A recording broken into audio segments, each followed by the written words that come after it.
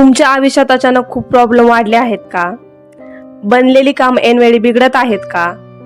किंवा विनाकारण मानसिक ट्रेस सहन करावा लागतोय? जर असं होत असेल तर कदाचित तुमच्यावर शनिदेवाच्या साडेसातीचा इफेक्ट असू शकतो.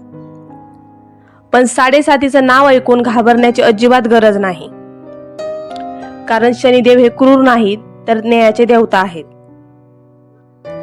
आजच्या या व्हिडिओमध्ये आपण पाहणार आहोत की साडेसाती नक्की काय येते आणि त्यावर सोपे उपाय करून आपण शनिदेवाचा कोप शांत करू शकतो. सर्वात आधी आपण हे समजून घेऊया की साडेसाती येण्यामागचं मेन रिझन काय आहे. ॲस्ट्रोलॉजरनुसार शनी ग्रह जेव्हा आपल्या जन्माच्या राशीमधून किंवा त्याच्या आसपासच्या राशीत प्रवास करतो तेव्हा त्या 7.5 वर्षाच्या कालावधीला साडेसाती म्हणतात. सर्वात पहिला आणि सर्वात पॉवरफुल उपाय म्हणजे रोज हनुमान चालीसा वाचणे.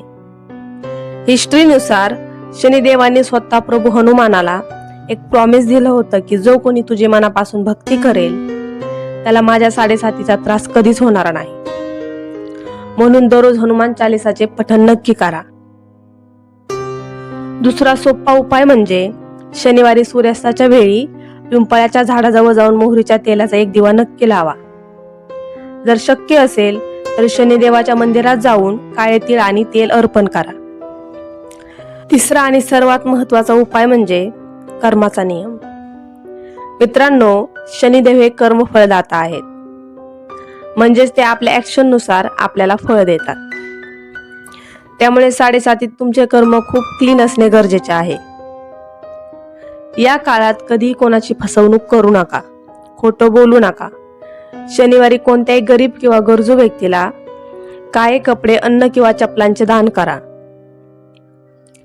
तुम्ही जितके लोकांची मदत कराल तितके शनी महाराज तुमच्यावर प्रसन्न राहतील. साडेसातीला एक पनिशमेंट न समजता स्वतःला सुधारण्याची एक ऑपॉर्च्युनिटी समजा. तुम्हाला ही इन्फॉर्मेशन कशी वाटली नक्की सांगा आणि कमेंट मध्ये जय शनिदेव नक्की लिहा.